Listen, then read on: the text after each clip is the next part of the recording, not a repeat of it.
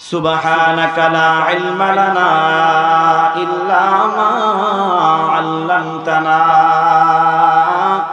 ইন্নাকা আনতাল আলীমুল হাকীম।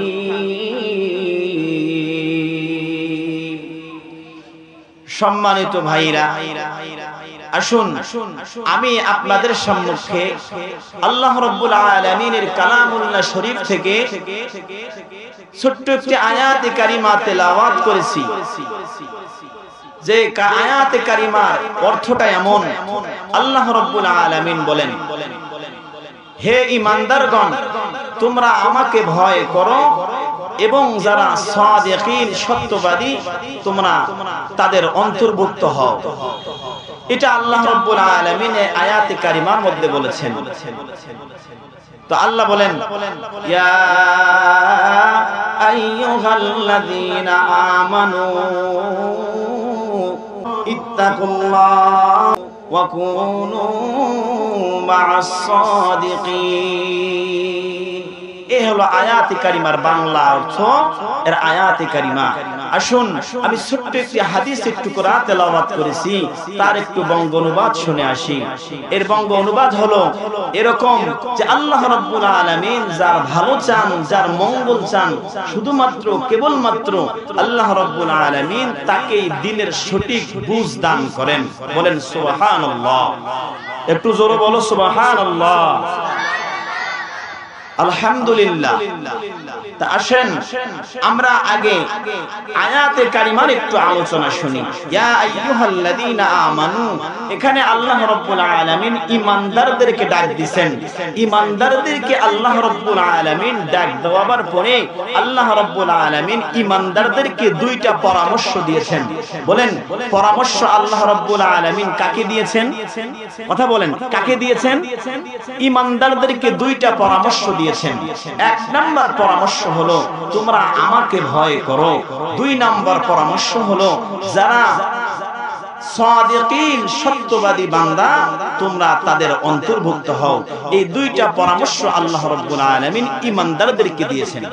তো আসুন আমরা ঈমানদার কারা এটা একটু জেনে নেই, এরপরে তাকওয়া কারে কয় এটা একটু জেনে নেব। এরপরে যদি সময় থাকে ইনশাআল্লাহ তাআলা আমি আলোচনা করব সাদিকিন কারা এবং কাদের অন্তর্ভুক্ত আমরা হব, কাকে আমরা বন্ধু বানাবো। ইনশাআল্লাহ আপনাদের সম্মুখে এই বিষয়ে আলোচনা করব যদি সময় থাকে। আল্লাহ রাব্বুল আলামিন আমাকে তৌফিক দান করুন, বলুন আল্লাহুম্মা আমিন। সম্মানিত উপস্থিতি, আল্লাহ রাব্বুল আলামিন বলেন, ইয়া আইয়ুহাল্লাযীনা আমানু, আল্লাহ রাব্বুল আলামিন ঈমানদারদেরকে ডাক দিয়া বলতেছেন, ঈমানদার কারা? আল্লাহ রাব্বুল আলামিন কাদেরকে ঈমানদার বলেছেন জানেন? এই পৃথিবীর জমিনে আমার আল্লাহ রাব্বুল আলামিন বর্তমানে যতগুলো মানুষকে সৃষ্টি করেছেন, জাতিসংঘের তথ্য অনুযায়ী বর্তমানে আমরা পৃথিবীতে বসবাস করি প্রায় 800 কোটি মানুষ।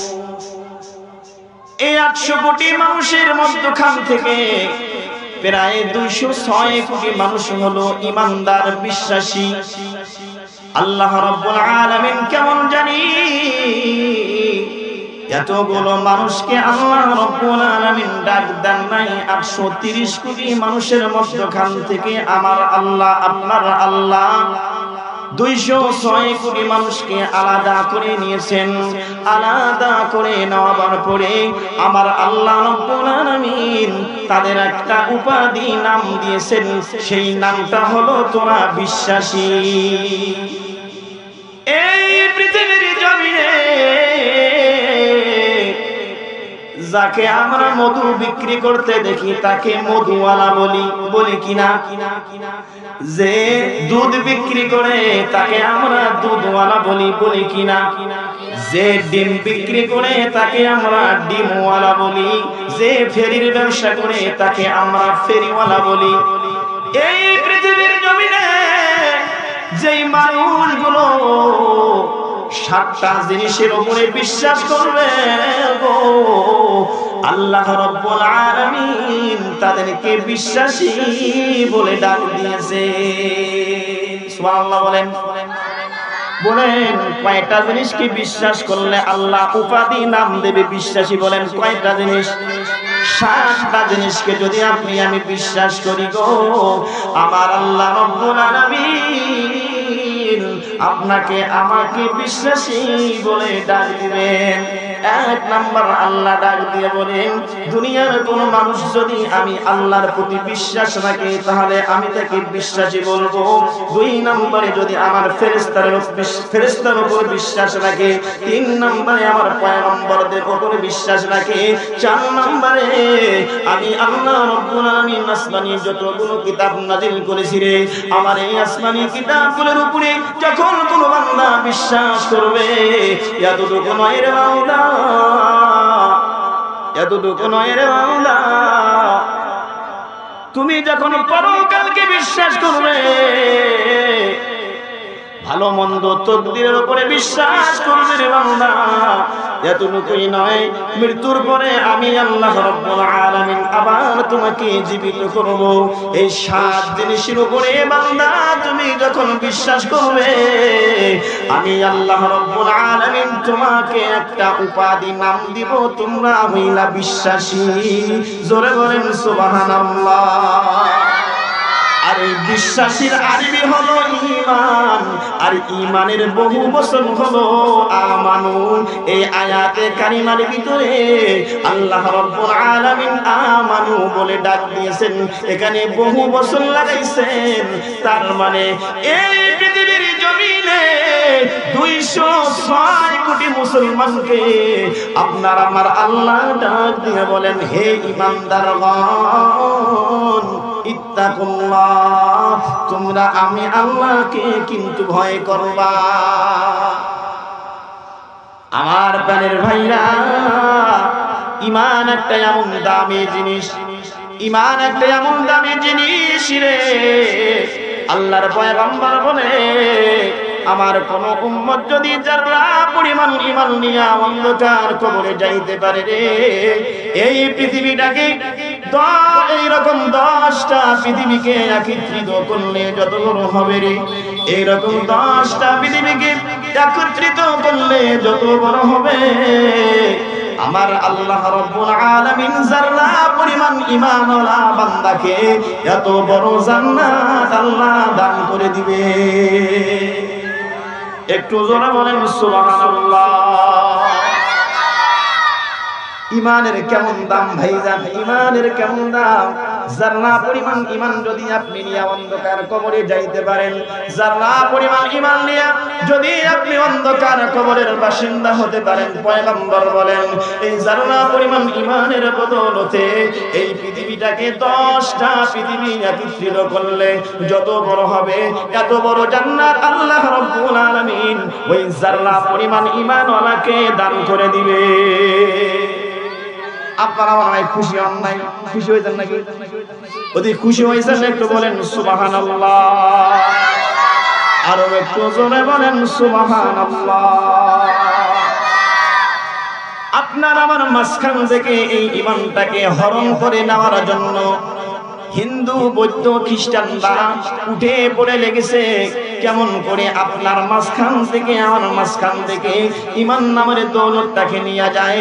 এই চেষ্টা শুধু আজকে থেকে নয় রে ভাই, পয়গম্বর যখন থেকে দুনিয়ার জমিনে আসছেন তখন থেকে আল্লাহর রাসূল মুহাম্মদুর রাসূলুল্লাহ সাল্লাল্লাহু আলাইহি ওয়াসাল্লামের সাহাবায়ে কেরামদের প্রতি ঈমানকে ছিনিয়ে নেওয়ার জন্য কষ্ট দেওয়া হয়েছে। হযরতে সুমাইয়া রাদিয়াল্লাহু তাআলা আনহাকে ঈমান ছিনিয়ে নেওয়ার জন্য লজ্জাস্থানে বর্ষা মেরে হত্যা করেছে, কিন্তু ঈমান দেয় নাই, ঈমান নামের দৌলত কিন্তু দেয় নাই। কারণ সে জানে আমার ভিতরে যদি যারা পরিমাণ ঈমান থাকে রে, আমার আল্লাহ রাব্বুল আলামিন এই পৃথিবী সমান 10টা পৃথিবী একত্রিত করলে যত বড় হবে আমার আল্লাহ এত বড় জান্নাত আমাকে দান করবেন। এই জন্য কিন্তু ঈমান দেয় নাই।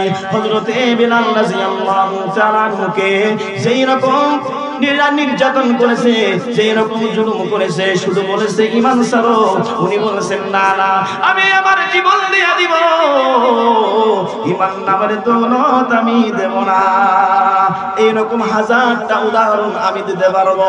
হযরতে খাব্বাব রাদিয়াল্লাহু তাআলা আনহুকে ভাইরা আমার অত্যন্ত কয়লার উপরে একজনে হাত ধরেছে, একজনে পা ধরেছে, আগুনের উপরে ধাতরানি মেরেছে, তার শরীরের রক্তগুলো বাইরে হয়ে হয়ে আগুন নিভে গেছে। ওনাকে বলেছে তুমি ঈমান ছেড়ে দাও, আমরা তোমাকে এই শাস্তি দেব না।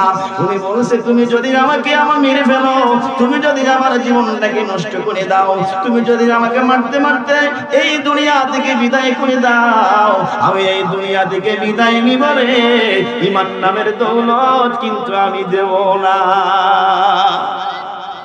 বর্তমান যদি দেখবেন কিছু টাকা দেখায় ঈমান বিক্রি করে দেয়, একটু ক্ষমতার লোক দেখাইলে ঈমান বিক্রি করে দেয়। ভাইরে সুন্দরী নারীর পাল্লায় পড়ে ঈমান বিক্রি করে দেয়, আছে না নাই বলেন?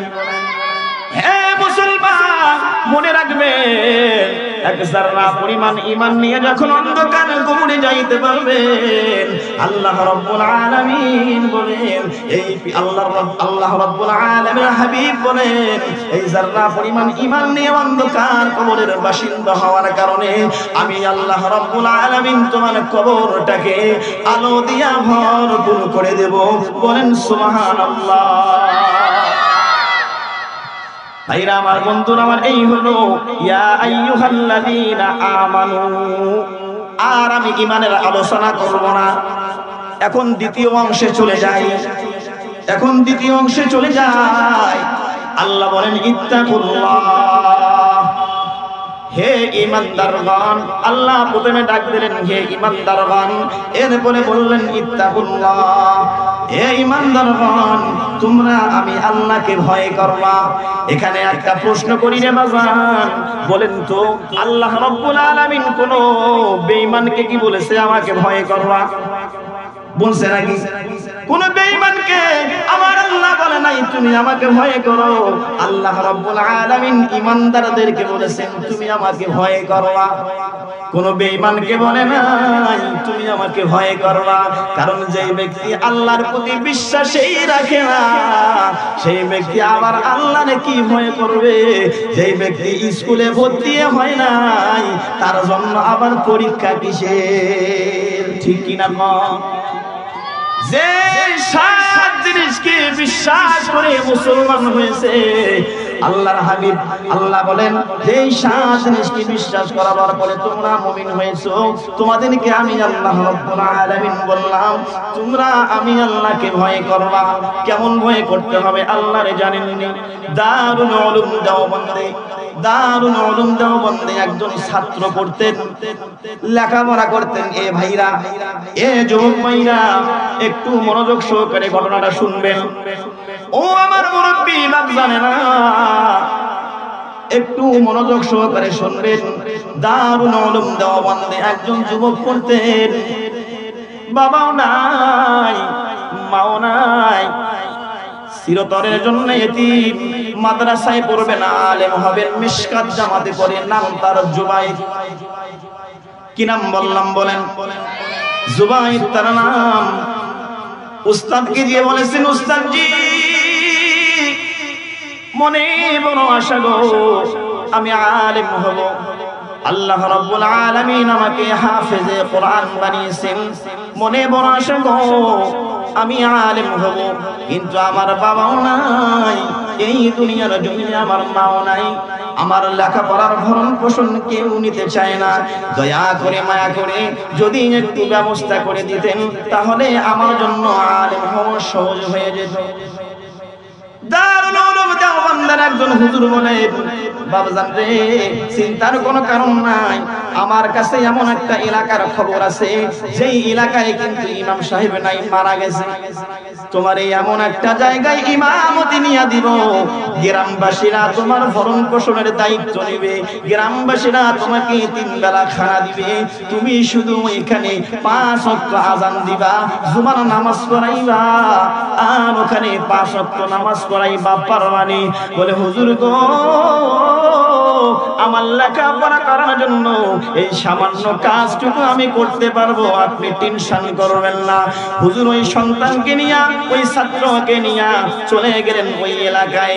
এলাকাবাসীদেরকে ডাক দিয়া বললেন, আমার এই ছাত্রটা অনেক গরিব, এই দুনিয়ার জমিনে মাও নাই বাবাও নাই, তার লেখাপড়ার দায়িত্ব আপনারা নেবেন, 3 বেলা খাবার দায়িত্ব আপনারা নেবেন, পারবেন কিনা?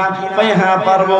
আর এর বিনিময়ে আমার এই ছাত্রটা আপনাদের মসজিদে 5 ওয়াক্ত আযান দিবে, 5 ওয়াক্ত নামাজ পড়াবে, জুমার দিনের জুমার বয়ান দিবে, নামাজ পড়াবে, আপনাদের আর ইমাম সাহেব নিয়ে টেনশন করতে হবে না। বলেন সুবহানাল্লাহ। ভাইরা আমার, বন্ধুরা আমার, এই যুবক ছেলে ওইখানে 5 ওয়াক্ত আযান দেয়, 5 বেলা নামাজ পড়ায়, জুমার নামাজ পড়ায়, ওখানে 3 বেলা খানা আসে, 3 বেলা খানা খায়। 3 বেলা খানা খাওয়ার পরে দারুল উলুম দেওবন্দে যায় আর ক্লাস করে। হঠাৎ করে একদিন ঈশান নামাজের পরে মসজিদে প্রবেশ করেছে, দেখে সুন্দরী একটা যুবতী মসজিদের এক কর্নারে বসে আছে। এবার ওই যুবক ডাক দিয়ে বলে, বোন রে, তোমারে তো চিনা, তোমারে তো জানি না, কোথায় তোমার বাড়ি, কোথায় তোমার ঘর, এত রাত্রে কেন তুমি মসজিদে প্রবেশ করেছো, কি উদ্দেশ্য একটু জানতে পারি? এবার ওই মেয়ে চোখের পানি ছেড়ে দিয়ে কয়, ভাই রে, আমার বাড়ি এখান থেকে অনেক দূরে, আমার মা বাবা আমাকে বলেছে আমার বোনের বাড়িতে যাওয়ার জন্য, আমি কিছু জিনিস নিয়ে বোনের বাড়িতে যাওয়ার জন্য রওনা হয়েছি, কিন্তু দেখলাম সামনে এই বাজারের ভিতরে প্রচুর আকারে মারামারি লেগে গেছে, কাটাকাটি লেগে গেছে। এখন আমি সাহস পাচ্ছি না এই বাজারের ভিতর দিয়া পার হইয়া আমার বোনের বাড়িতে যাব। এখন ওই পশ্চিম লোক যদি আমাকে মনে করে আমি এই গ্রুপের লোক, তাহলে হয়তো আমার উপর আক্রমণ করবে, আর এই পশ্চিম লোকেরা যদি আমাকে মনে করে আমি ওই গ্রুপের লোক, তাহলে হয়তো আমার উপরে আক্রমণ করবে। ভাইজান, এমন সময় আমি মনে মনে ভাবলাম আমাকে একটা নিরাপদ জায়গার ভিতরে অবস্থান করা দরকার। আমি মনে মনে ভাবলাম এই পৃথিবীর জমিনে আল্লাহ রাব্বুল আলামিনের ঘরের থেকে নিরাপদ আর কোনো ঘর নাই। তাই তো আমি আর হিসাব নিকাশ করি নাই, ডাইরেক্ট আমি আল্লাহর ঘরে এসে বসে পড়েছি। এখানে রাত্রিটা যাপন করে আমি সকালবেলা আবার আমার বোনের বাড়িতে চলে যাব। সুবহানাল্লাহ বলবেন না? এবার এই যুবক ডাক দিয়া কয়, রে বোন, তোমাকে যদি আমার কোন মুসল্লি ফজরের নামাজ পড়তে এসে দেখে একজন যুবতীর সাথে আমি মসজিদে একসঙ্গে ছিলাম, বললে আমাকে মসজিদ থেকে ঘাট ধাক্কা দিয়ে বাইনি করে দিবে, আমাকে আর 3 বেলা খানা দিবে না। বললে এতটুকু নয়, যদি আমার মাদ্রাসায় আমার উস্তাদের কাছে বিচারে দিয়া দেয়, এমনও হতে পারে আমার উস্তাদ আমারে মাদ্রাসা থেকেও বাইনি করে দিতে পারে। বললে তোমার হাতে দড়ি পায়ে পড়ি রে বোন, তুমি এখান থেকে চলে যাও, না হলে আমার সামনে অনেক বড় বিপদ অপেক্ষা করতেছে। এবার মেয়েটা ডাক দিয়ে বলে, ভাই রে, আমি যদি বিপদে পড়ে তোমার কাছে আসছি, আমি যদি তোমার নিজের বোন হইতাম, তাহলে কি তুমি আমার এই ঘর থেকে বাইরে করে দিতে পারতা? তোমার যে সমস্যার কথা বলতেছো, মুসল্লিরা সে তোমাকে দেখবে, তাহলে তোমার মুসল্লিরা আসার আগেই যদি আমি চলে যাই, তাহলে তো তোমার কোনো সমস্যা নাই। এবার এই ছেলে বলে, ঠিক আছে, যদি আমার মুসল্লিরা আসার আগেই তুমি যদি চলে যাও, তাহলে আমার কোনো সমস্যা নাই, যাইও। ভাইরা আমার, বন্ধুরা আমার, এবার এই যুবক মেয়েটাকে জিজ্ঞাসা করে, রে বোন তুমি কি কিছু খেয়েছো? কয় না খাই নাই। লজিং বাড়িতে ভাত নিয়ে আসছেন, 2 ভাগ করে 1 ভাগ ওই বোনকে দিয়েছেন, 1 ভাগ সে খেয়েছেন। এবার বলতেছে, বোন রে ঠান্ডার দিন কেমন করে থাকবা, কাঁথা বালিশ তো তুমি কিছু নিয়ে আসো নাই। এবার যুবকের কাঁথা বালিশ গুলো ওই মেয়েটাকে দিয়া দিল। দিয়ে দেওয়ার পরে একটা জায়নামাজ বিছায়া, কিতাব নিয়া, কোরআন কারীম নিয়া, টেবিলের উপরে মোমবাতি জ্বালায়া এই তালেবুল ইলম কোরআন শরীফ তেলাওয়াত করতে শুরু করেছে। সুবহানাল্লাহ বলেন। কোরআন শরীফ তেলাওয়াত করে, আর সামনে যে মোমবাতিটা জ্বালানো, এই মোমবাতির উপরে একটু পর পর আঙ্গুল ডুবায়া দেয়, আবার কিতাব মুতালা করে, আবার একটু পর পর মোমবাতির আগুনের উপরে হাতটা ডুবায়া দেয়। মেয়েটা ওদিক দিয়া ঘুমায় না, তার অন্তরের ভিতরে ভয়। আরে একটা মসজিদের ভিতরে কোনো মানুষ নাই, অন্ধকার, শুধু আমি একা আর একটা যুবক।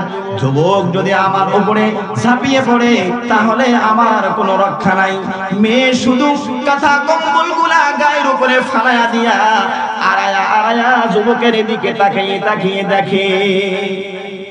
এইভাবে যখন রাত্রি কেটে গেল, এইভাবে যখন রাত্রিটা কেটে গেল, ভাইরা আমার, বন্ধুরা আমার, সময় হয়েছে এখন ফজরের আযান দিয়া দিবে।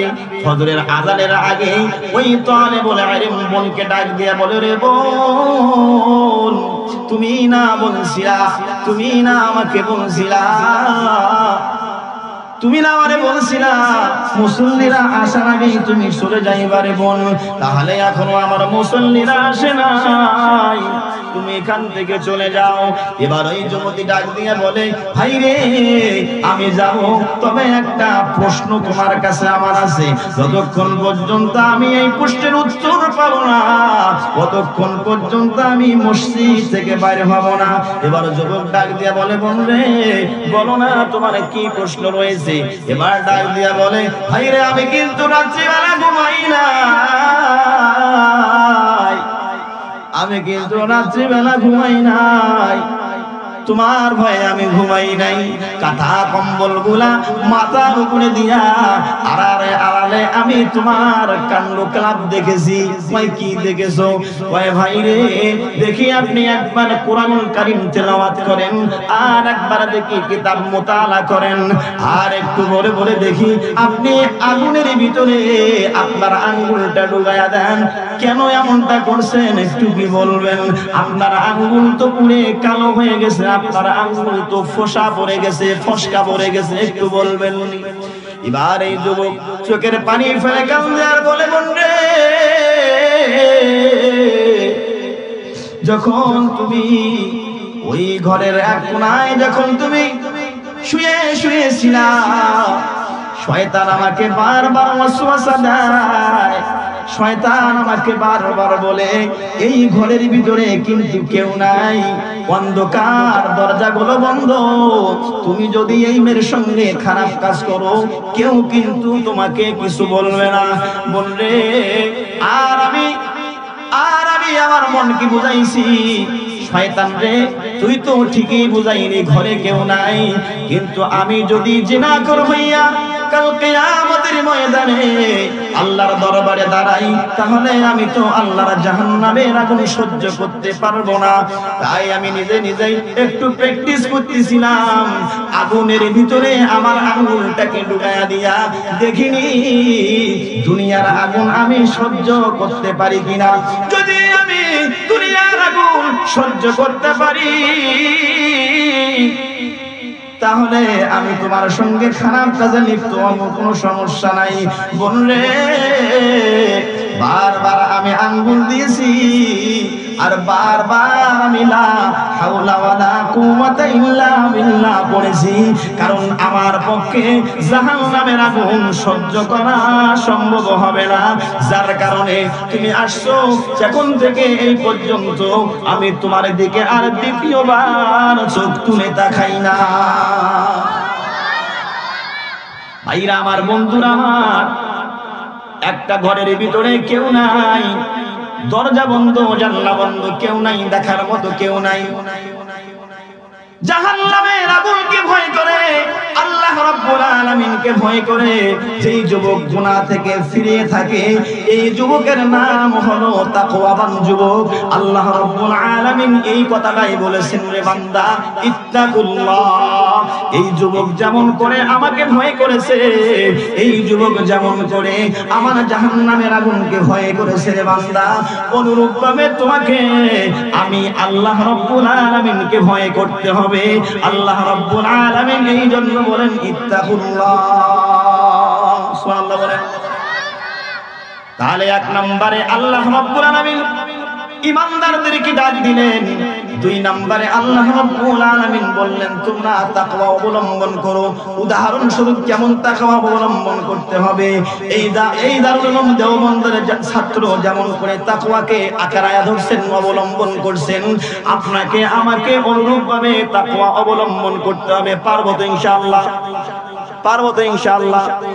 এরপরে আল্লাহ রাব্বুল আলামিন বলেন ওয়াকুনু মা'আস সাদিকিন।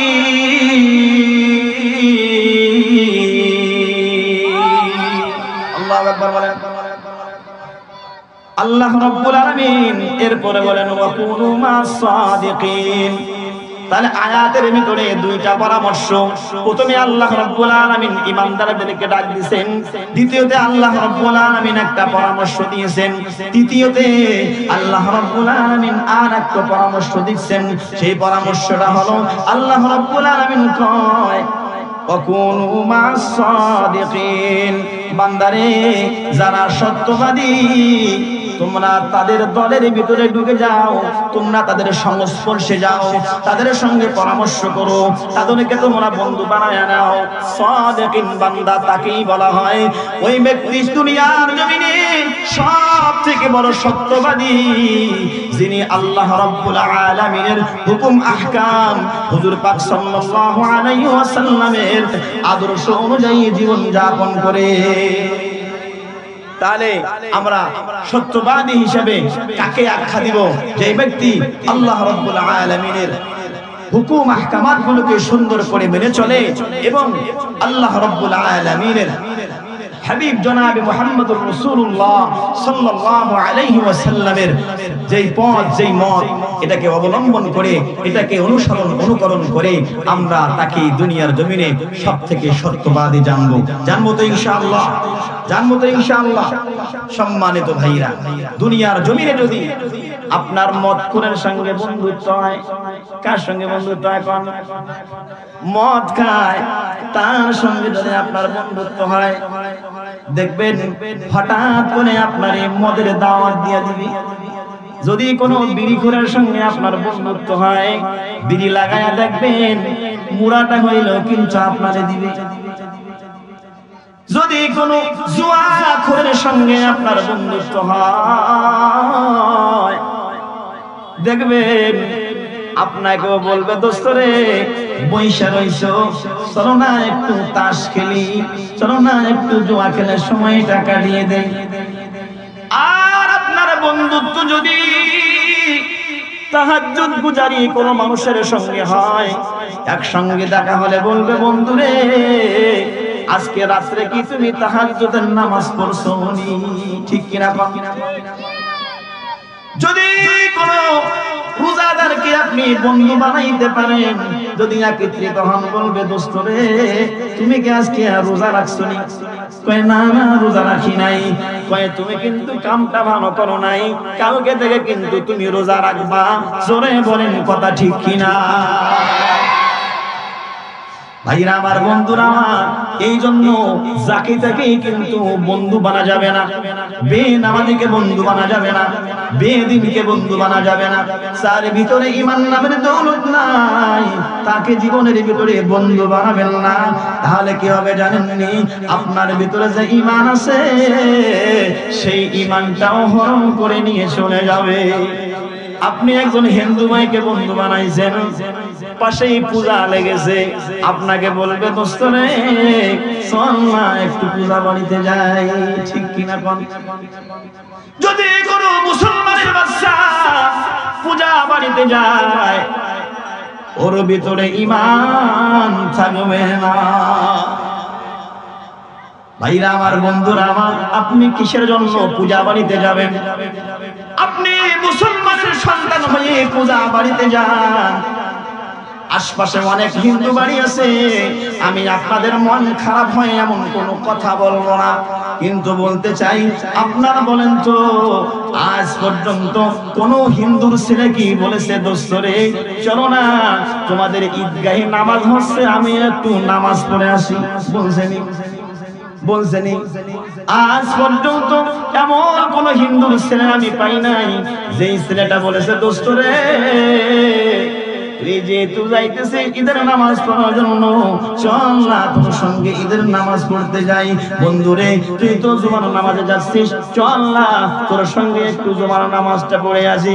কিন্তু কপাল ভরা মুসলমান, কপাল ভরা মুসলমান দেখবেন এরা বন্ধু বানায়, আমার বন্ধুর সঙ্গে মেলা বাড়িতে যায়, পূজা বাড়িতে যায়।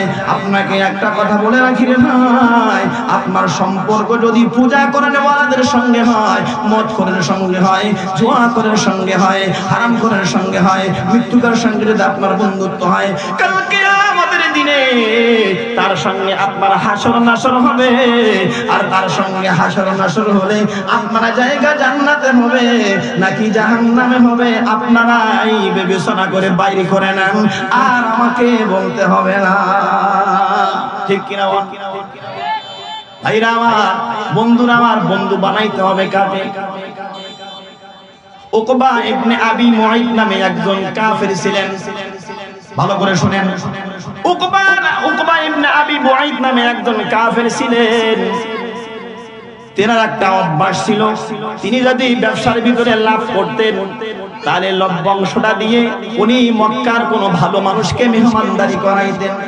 উনি বিবির সঙ্গে কথা বলেছেন, বিবি রে যদি আমি এবার ব্যবসার ভিতরে লাভ করতে পারি তাহলে আমি নিয়ত করেছি মক্কার ভিতরে সব থেকে যে ব্যক্তি ভালো আমি তাকে একটা দিন মেহমানদারি করাবো। সুবহানাল্লাহ বলেন। ভাইরা আমার, বন্ধুরা আমার, ব্যবসা শুরু করে দিয়েছেন, ব্যবসার মধ্যে লাভ হয়েছে। বিবির সঙ্গে পরামর্শ করে, বিবি বলো না কারে দাওয়াত দেওয়া যায়? আবু জাহেলকে দাওয়াত দেবনি? কয় না আবু জাহেল ভালো না। কয় আবু লাহাবকে দাওয়াত দেবনি? কয় না আবু লাহাব ভালো না। উতবারে দাওয়াত দিব নাকি? কয় না উতবা ভালো না। এ বিবি তাহলে বলো না দাওয়াতটা কারে দেওয়া যায়? এবারে বিবি পরামর্শ দেয়, কানের স্বামী গো আমার দৃষ্টিতে আব্দুল্লাহর ছেলে মুহাম্মাদের চেয়ে বর্তমান মক্কায় আর ভালো কোনো মানুষ না। আরো একটু জোরে বলেন সুবহানাল্লাহ।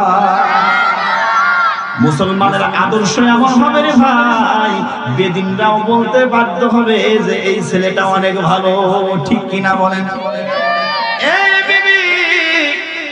তাহলে তোমার মতে কাকে দাওয়াত দিলে হয়? ভাই আব্দুল্লাহর ছেলে মুহাম্মদকেই তুমি দাওয়াত দিয়ে দাও। ভাইরা আমার, বন্ধুরা আমার, উকবা ইবনে আবি মুআইত চলে গেলেন বিশ্ব নবী মুহাম্মদুর রাসূলুল্লাহ সাল্লাল্লাহু আলাইহি ওয়াসাল্লামের বাড়িতে। মুহাম্মদুর রাসূলুল্লাহ সাল্লাল্লাহু আলাইহি ওয়াসাল্লামকে দাওয়াত দিলেন। মুহাম্মদুর রাসূলুল্লাহ সাল্লাল্লাহু আলাইহি ওয়াসাল্লাম দাওয়াত গ্রহণ করলেন। দাওয়াত গ্রহণ করার পরে পরের দিন সকালবেলা দাওয়াত পালন করার জন্য উকবা ইবনে আবি মুআইতের বাড়িতে চলে আসছে। উকবা ইবনে আবি মুআইতের বাড়িতে চলে আসছে, খানা পিনা সবগুলো পরিবেশন করা হয়েছে। উকবা ইবনে আবি মুআইত তার বাড়িতে খানা খাবেন মুহাম্মদুর রাসূলুল্লাহ, বলেন সুবহানাল্লাহ। হাত ধুয়েছে, খানা খাবে, এমন সময় ডাক দিয়ে বলে রে উকবা, এর উকবা তোমার সঙ্গে আমার সম্পর্ক ইমানের সম্পর্ক, তোমার সঙ্গে আমার সম্পর্ক হবে মুসলমানদের সম্পর্ক, কিন্তু তুমি তো কালেমা পড়ে মুসলমান হও নাই রে অকবা। যতক্ষণ না পর্যন্ত তুমি কালেমা পড়ে মুসলমান হইবা ততক্ষণ পর্যন্ত আমি মুহাম্মদ তোমার বাড়িতে খানা খাবো না। এবার উকবা ডাক দিয়ে বলে, এই সামান্য ব্যাপারের জন্য আপনি খানা রেখে চলে যাবেন? না না না, হতে পারে না। আপনি আমাকে দেরি করাবেন না, আপনি আমাকে পড়ায়া দেন কালেমাতুত তয়্যিবা, কালেমাতুশ শাহাদা আপনি পড়ায়া দেন। ভাইরা আমার, বন্ধুরা আমার, মুহাম্মদুর রাসূলুল্লাহ সাল্লাল্লাহু আলাইহি ওয়াসাল্লাম খুশি হইয়া কালেমা শাহাদা পড়ায়া দিলেন। ভাইরা আমার, বন্ধুরা আমার, উকবা ইবনে আবি মুআইদ মুসলমান হয়ে গেলেন। মুহাম্মদুর রাসূলুল্লাহ সাল্লাল্লাহু আলাইহি ওয়াসাল্লাম খানা খাইলেন। খানা খাওয়াবার পরে উনি বাড়িতে চলে গেলেন। কিছুক্ষণের মধ্যে মক্কার গলিতে এই খবর ছড়িয়ে পড়ল যে মুহাম্মদকে উকবা ইবনে আবি মুআইদ দাওয়াত দিয়া খাওয়াইছে। এই খবর আবু জাহেল শুনছে, এই খবর আবু লাহাব শুনছে, উতবা শুনছে, সাইবা শুনছে, মুগীরা শুনছে, উমাইয়া ইবনে খালফ শুনছে, উবাই ইবনে খালফ শুনছে। কিরে, আমি একটা বিড়ি খাইলেও তারে দিয়া খাই, এক বোতল মদ কিনলেও একটা ঘেরে দিয়া আর একটা আমি খাই। হ্যাঁ, দেখি আমারে দাওয়াত খাওয়ায় না, এ দাওয়াত খাওয়ায় মুহাম্মদ রে। মক্কার বড় বড় কাফিরগুলো একত্রিত হইয়া উকবা ইবনে আবি মুআইদের বাড়িতে চলে গেছেন। এবার দরজায় নক করে, দোস্ত রে বাড়িতে আসুন। দরজা খুলছে, কয় দোস্ত রে তোর লাগে আমার কোনো কথা নাই।